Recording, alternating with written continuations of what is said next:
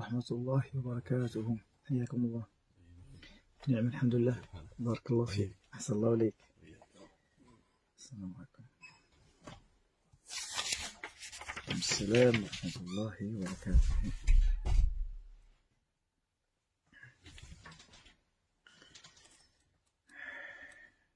طيب خير إن شاء الله.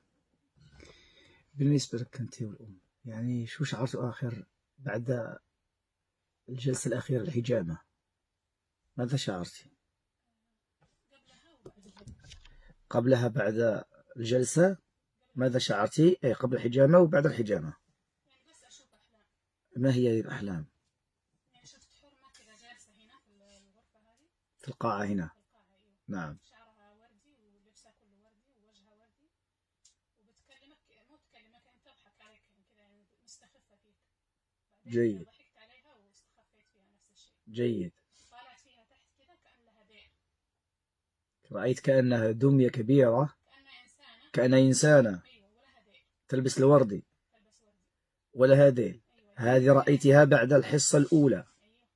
اليوم الثاني صاحبتي أرسلت لي نفس الصور، تقول لي صباح الخير. أرسلت لك امرأة تلبس وردي وشعرها وردي.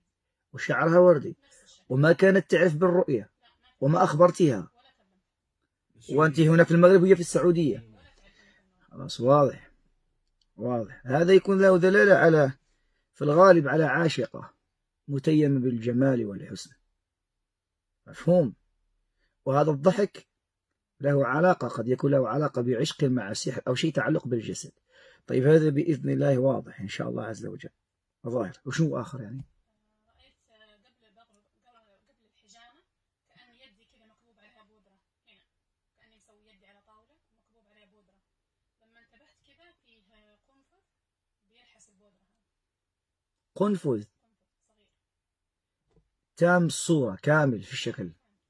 هذا كذلك بعد؟ لا، قبل الحجامة. الرؤية الأولى بعد الانتهاء من جلستنا هنا الأولى في الرقية، والثانية قبل موعد الحجامة. كل الثنتين قبل الحجامة بعد رقيتك. طيب خلاص، واضح الأمور. البارح كنت برضو أسمع الموروث. نعم. رأيت كذا بس فك أفعى أو شيء زي كذا، بيسوي لي كذا بأنياب. بالأنياب. كانوا يهددك يعني. زي كذا. طيب واضح. قنفذ، أفعى، امرأة وردية تلبس وردي وشعر وردي. ولكن الغريب هو أن صديقتك ترسل لك نفس الصورة، وهذا له دلالة قوية جدا أن اللي فيك أنت عنده اتصال حتى بالعالم الخارجي الذي خارجك أنت. لابد تفهمي هذا الشيء. الآن هذه الرؤية تعطينا أكثر من دلالة، وهذا سيتضح في الرقية. الآن هذه مجرد حلم، صح؟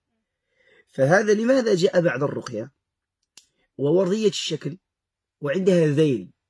كانت تقول لك مثلا أنا جنية لكن أعشق الجمال والحسن، فالذي جل هذا هو الذيل والشعر وردي. حتى عندنا في عالم الإنسان قد يكون جميل في لون لكن لا يكون شعره وردي، لكن هم لهم القدرة على التشكل في كل شيء. هذه مسألة. المسألة الثانية هي لماذا أنت لما تري هذا الحلم بعد الرقية؟ هذا لأن بعد الرقية كما قلت تأتي الرؤى، مفهوم، كمعبرة. إما تأتي من الجن مرغم على أنه يخرجها لا إراديا، أو أنه يريد أن يجليها كنوع من التحدي. اثنين. ولهذا لماذا رأيت أنها تريد أن تضحك كأنه استخفاف؟ مفهوم؟ يعني كأنني أنا مثلا هذا شكلي ولكن وهذه صورتي، وتضحك، يعني خلاص أنا متعلقة بها ومحبة وعاشقة لها، وقد يكون معها سر آخر، وهذا سوف يتضح بإذن الله. ثم مسألة أخرى وهي الأعظم والأخطر والأقوى، لماذا ترينها في الغد ترسل لك صديقتك نفس الشكل؟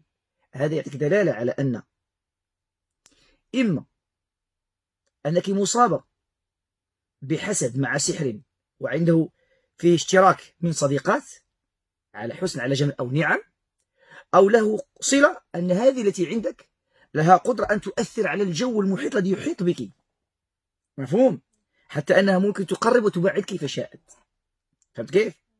يعني ما يمكن أنك ترين أنت هذه الرؤية هنا في المغرب بعد الرقية، وصديقتك ما أخبرتها بهذه الرؤية وهي في السعودية، وتسلك أنت على وجه الخصوص نفس الشكل. فهمت كيف؟ إلا إذا كان هناك اتصال. مفهوم؟ وهذا الذي سوف نبحث فيه إن شاء الله. وعلى العموم هذا أن العلة هذه موجودة في البدن بإذن الله. طيب وأنت؟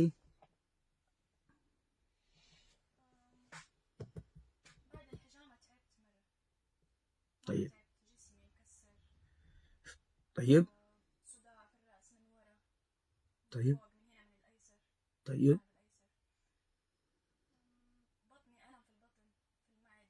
هذا كله بعد الحجامة ولا أثناء الحجامة؟ بعد الحجامة. أنا أمس سمعت رقيتك على العائلة الروسية. نعم. وفجأة كده جاني مغص قوي لحد الآن. يعني الحين خف بس طول الليل وأنا عندي مغص. بعد ما تابعتي معنا الجلسة البارح تابعتها على المباشر يعني تأثرتي. فجأة كده جاني مغص قوي ما قدرت أتنفس حتى. لأن نفس الشيء عند الأم. اسمعوني جيدا، اسمعوني جيدا.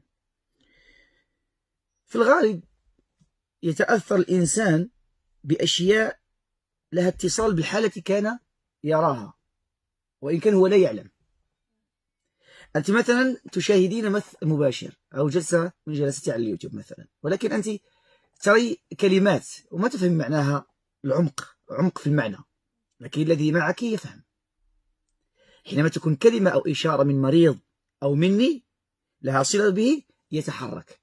فالمغص أنت الآن لاحظوا معي جيدا، بعد الحجامة الأعراض كلها عندك في جهة ما بين السرة والرحم، صح؟ طيب واحد.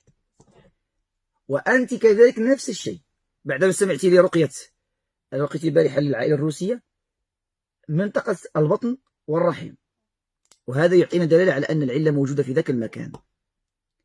وعائلة الروسيين كان عندهم الثعبان والحيات، حتى وإن كنت لا تعلمين فالشيطان الذي عندك كان يسمع. فهمت كيف؟ وهذا هذه الأعراض نضيفها إلى المرأة الوردية صاحبة الشعر الوردي واللباس الوردي. مفهوم؟ نضيف هذا كذلك إلى الأعراض التي سبق وأن قلت: طلاق مرتين، كراهية للمعاشرة، خوف من الزوج مما يجعلك أنك تطلبي الطلاق. إذن هذه كلها لها علاقة ذلك بالبطن وبالرحم. هو ليست هي الخبيث الموجود. فإحنا الآن دورنا ماذا؟ لا نقول قرأنا عليك من أجل القراءة، إن لابد نقرأ عليك بداية من أجل أن العلة تصبح ظاهرة جلية. الآن عملنا حصة واحدة وحجامة بدأت تظهر أعراض في البطن وكذا، لكن لا ننسى في الحصة الأولى كانت الالتفاتة، صح أم لا؟ كان العوجاج، كانك تنمي على شق هكذا، فهو له قوة تحمل. أنا أتكلم معك المستشار مؤتمن. العلة 100% موجودة في الزوجة موجودة، وأصبحت العلة كذلك لم تقتصر على الأم أو على الابنة، حتى عليك أنت، وأنت التأثير عليك أصبح مادي ونفسي. وقصة 50 مليون ريال 15 مليون ريال هذه قصة يعني واضحة مبدأ مجال الشك، وقصة الحليب والقدم وكذا. فهذه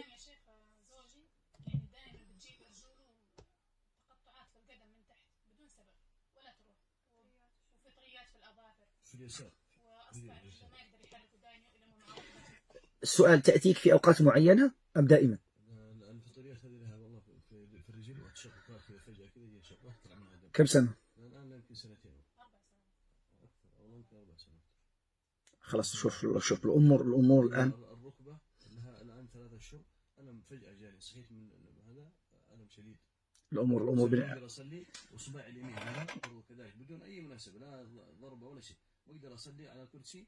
من يوم أنا في الطيارة جاي سبحان الله خف الألم، كيف ما أدري. كيف جاي عندنا؟ وأنا جاي. دورة إذا خلاص حتى عندك مشكلة. بدون كرسي أصلي لكنه في ألم. خلاص هذا يدل. شوف تغير الحال لما كنت في الطريق مثلا، كيف العائلة الروسية لما كانت في الطريق ماذا قال لها؟ إن ذهبت عند الشيخ أقتل ابنتك. سمعت البارح نفس الشيء، واتضح وخرج نفس الشيء.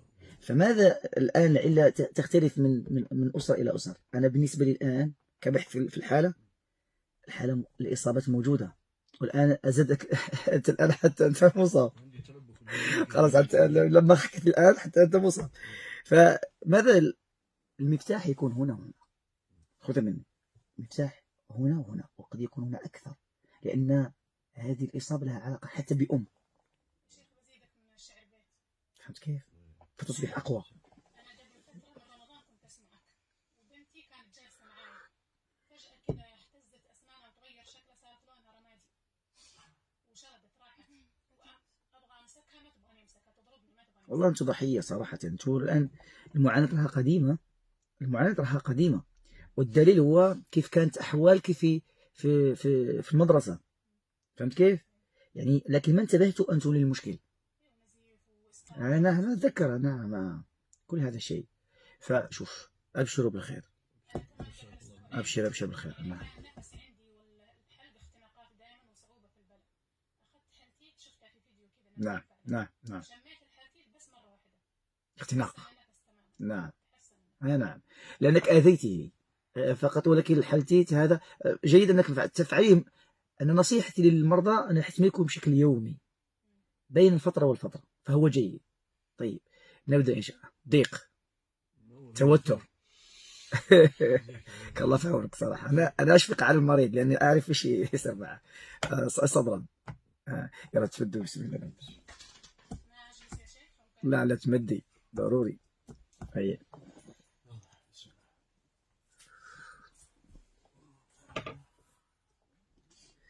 اللهم صل وسلم وبارك.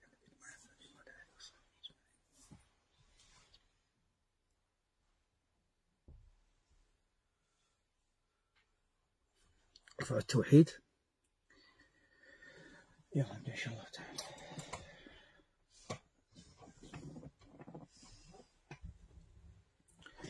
بسم الله الرحمن الرحيم.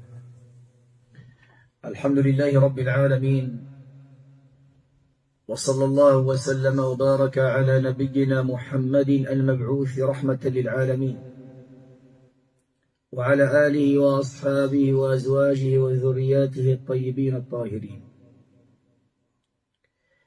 بداية أهمس في أذن كل شيطان وشيطانة، جني وجنية، أن الله جل وعلا جلاكم سبحانه، ما أجله وما أعظمه. أما يجيب المضطر إذا دعاه ويكشف السوء ويجعلكم خلفاء الأرض أإله مع الله. وقبل أن نبدأ أسأل الله جل وعلا أن يوفقنا وإياكم لطاعته والعمل على مرضاته، وأن يجعلنا هداة مهتدين غير ضالين ولا مضلين، وأن يحبب إلينا الإيمان وأن يزينه في قلوبنا، وأن يكره إلينا الكفر والفسوق والعصيان، وأن يجعلنا من الراشدين فضلا منه سبحانه ونعمة ورحمة، إنه ولي ذلك والقادر عليه. اللهم استعملنا ولا تستبدلنا. نسألك ربنا أن توفقنا وألا تخذلنا. اللهم إنا نسألك الهدى والسداد، لا إله إلا أنت.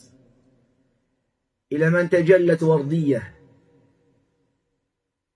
إلى من تجلت وردية عاشقة محبة متيمة، تعشق حسنا وجمالا، عاشقة لها منذ الصبا ومنذ الصغر، عاشقة. ولا يمنع أن تكون العاشقة حاسدة، ولا يمنع أن تكون العاشقة خادمة بأسحار، لا يمنع أبدا. عشقك لها عظيم، تجلى في كل الجسد، عشق عظيم. أخذت حسنها وجمالها وبهجتها وسعادتها، فإني أوصيك بتقوى الله جل وعلا، فإن الله طيب لا يقبل إلا طيبا، وهو جميل يحب الجمال. نسأل الله تعالى أن يجملنا بحسن الخلق وبالتقوى، ولباس التقوى ذلك خير. فاسمعي وعي، أنت ظالمة لها سنين في ركب الظالمين، أنت الآن في صف الظالمين، فإني أوصيك بتقوى الله جل وعلا. ولا يمنع أن تكوني حاسدة أو عاشقة ساحرة في حصون الأبالسة والشياطين والمردة والسحرة. لا يمنع أن تكوني تميلي تارة إلى حبها وتارة إلى الدفاع عنها وتارة إلى الجفاء والغلظة والقسوة، وأنت بين كر وفر، بين إقبال وإدبار، بين حب وبغض، بين شدة ولين، لأن السهم أعظم منك هو من سهام الأبالسة، وأنت في حصن منيع هو حصن من حصون الأبالسة، فكان لزاما عليك أن تظهري لهم بأسا وشدة، وخفية قد تظهري لها محبة ومودة. وكل هذا لا يمنع ولا يتعارض، موجود، ونبين لك بإذن المولى الكريم كيف تكون المحبة والمودة، وكيف يكون الخلاص والفكاك، بل وكيف تدك حصون الأبالسة وتكسر قيودهم بإذن الله جل وعلا. وهذا ليس كلام، إنما حقيقة من الله بها على المؤمنين والموحدين، بكلامه نحارب الجن والعفاريت والأبالسة والشياطين. فمن جاء إلى الله تعالى قبلهم وأحبهم ورضي عنهم.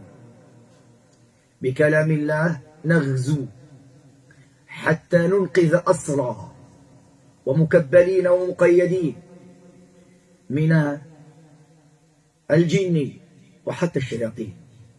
فهنيئا لمن أقبل على الله جل وعلا بسمعه ومسامعه وكليته، فهنيئا له ثم هنيئا له ثم هنيئا له. فليعلم أن الله جل وعلا سيرفع راية الإسلام في كل جارحة من جوارحها، وراية الإيمان والإحسان في كل ركن من أركانها، وسوف تجري الدماء بالنصر والنور والخير بإذن ربها. فهنيئا لمن أقبل على الله جل وعلا وإن أخفى الإيمان والإسلام، إلا من أكره وقلبه مطمئن بالإيمان. فهيا إلى الله جل وعلا رجالا ونساء، ذكرانا وإناثا، صغارا وكبارا، نجلي للخالق الله أننا معه، فالقلوب بين أصبعين من أصابعه يقلبها كيف يشاء.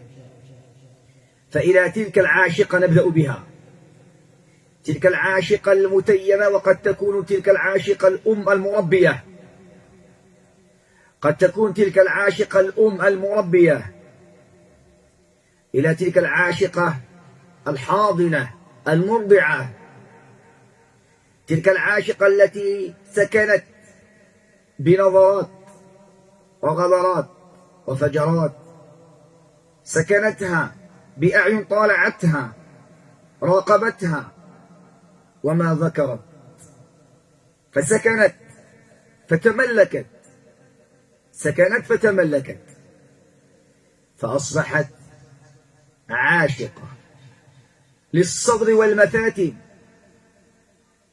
عاشقة للصدر والمفاتن،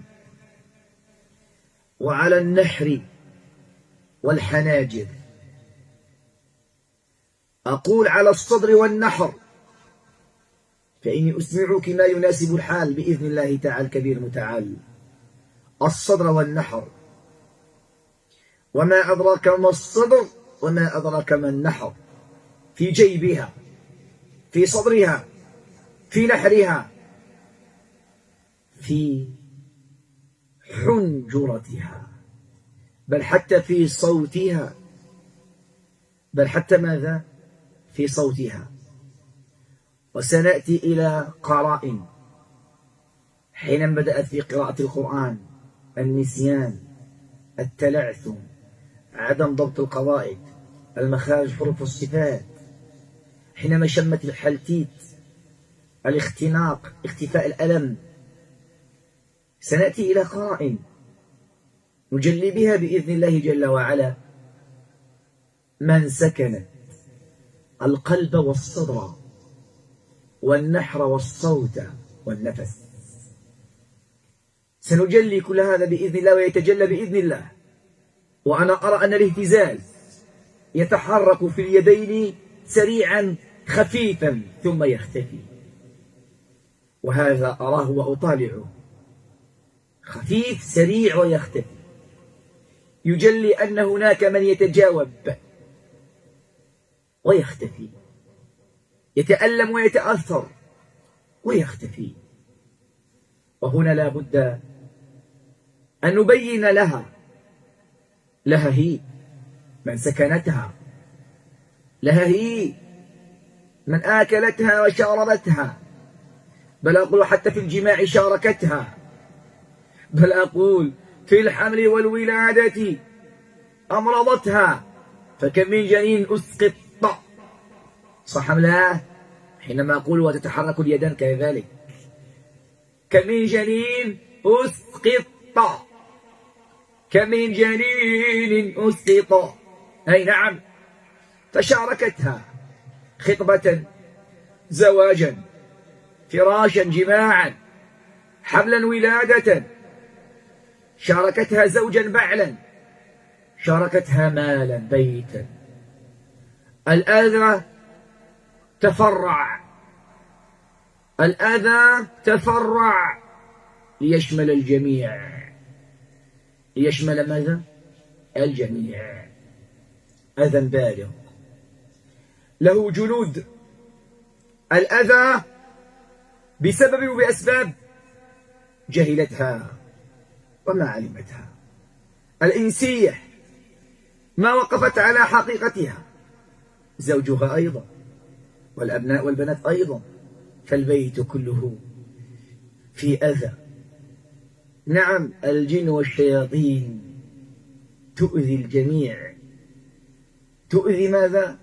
الجميع، والتنعم بهذا، تطيب نفسها بهذا، بل ترتقي في سلم الأبالسة والشياطين بهذا. فكما يرتقي المؤمن في سلم الطاعة والعبودية بالذكر وبالطاعة وبالقربات، ترتقي الأبالسة بالنجاح في هلاك نسل وسلالة وذرية، فتصبح منبوذا مقهورا منسية، حينها رتب سفلية كفرية من أبالسة خفية. هكذا عالمهم السفلي والعياذ بالله. يجتهدون ثم يجتهدون حتى يسقطوا الجميع إسقاط، إسقاط يتبع إسقاط، إسقاط يتلوه إسقاط. لا تنعم الأبائس الكبار إلا إذا رأت الهدف الذي سطر الأبائس أكبر منها جاء على وجه التمام والكمال. اليأس والبأس، اليأس والبأس، الحرمان التام، وهذا الذي صاروا فيه حتى جعلوا السجن بالديون، وجعلوا إتلاف المال بالنصب والاحتيال، وتغيير العقول والقلوب والأبدان، جعلوا في الزواج إسقاطا وبعدا، في البنات جفاء وفرقة وطلاق، وهكذا أصبح رمز البيت، شفرة البيت، نعم كوت ديال البيت، أصبح في عالم سلالة الأبالسة لا بد أن يبقى سفليا صفرا، خائبا مفلسا فقيرا حزينا، كل بقدر.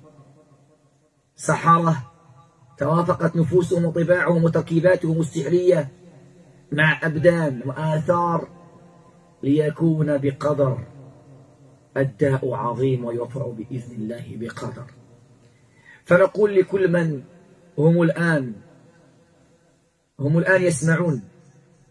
يسمعون الآن هذه تذكرة لكم معشر الجن والشياطين، لتفهموا أن ما تسلون فيه هو عين الظلم والجرم، ظلام، وجئناكم بالنور نخرجكم بإذن الله تعالى من الظلمات إلى النور.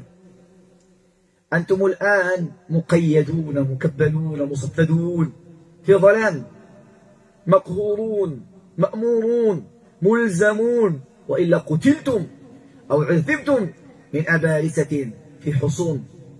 وجاء النور وجاء الإيمان، جاء النور وجاء القرآن، فأقبلوا على الله، فأعدوا العدة ينقذكم الله عز وجل. سيغفر الله لكم بالإسلام ويرحمكم بالإيمان ويعني شأنكم بالإحسان، فأقبلوا على الله عز وجل بيقين تام. أقبلوا على الله. أول أمر نريده هو أن يكون منكم بإذن الله جل وعلا الإصغاء والإنصات، وأن تكونوا بإذن الله جل وعلا جميعا مؤهلون لنفحات ورحمات من الله جل وعلا. فالسكينة تنزل علينا، ورحمة الله جل وعلا كذلك من الله عز وجل، وفضل منه سبحانه وتعالى تغشانا، وملائكة الله تحيط بنا. فمن سيغلبنا؟ إن الله معنا. نقاتل الكفرة، الله معنا. نقاتل الكفرة، ملائكة الله معنا. قاتلوهم يعذبهم الله. وما يعلم جند ربك إلا هو، وما يعلم جنود ربك إلا هو. نقاتل بإذن الله من قاتلوا المسلمين والمسلمات والمؤمنين والمؤمنات. نقاتل من قاتلوا كتاب رب الأرض والسماوات. نقاتل من قاتلوا سنة النبي صلى الله عليه وسلم. نقاتل من قاتل التوحيد. نقاتل من قاتل الخيرات التي أنزلها الله جل وعلا على من شاء من خلقه. نقاتل من قاتلوا العزة والرفعة. نقاتل من قاتلوا الحسن والجمال. نقاتل من قاتلوا الاستقامة والالتزام. نقاتلهم بإذن الله جل وعلا، ليعلموا جميعا أن الله عز وجل قوي، وأن لله جنود أقوياء يقاتلوا لا يخافون في الله لومة لائم. فهيا إلى الله عز وجل ليعلم كل مكلوم مقهور من الجن والشياطين في البدن أن العزة من الله، وأن النصر من الله، وأن الله تعالى طيب وجميل وقوي وحليم وصبور وغفور سبحانه وتعالى. مع ما أجرمتم وقدمتم يغفر الله لكم وأرحم الراحمين. قل يا عبادي الذين أسرفوا على أنفسهم لا تقنطوا من رحمة الله إن الله يغفر الذنوب جميعا إنه هو الغفور الرحيم. فنبدأ بسم الله، وأسأل الله تعالى بأسمائه الحسنى وصفاته العلى أن يكسر القيود التي عليكم والأغلال التي عليكم والأسحار التي عليكم، وأن يهدي قلوبكم، وأن يحصن فروجكم، وأن يغفر ذنوبكم.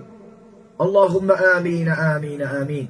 أسأل الله تعالى أن يحطم وأن يكسر، أن يحطم وأن يكسر، أن يحطم وأن يكسر الحصون والقلاع والأبواب والأسحار التي عليكم.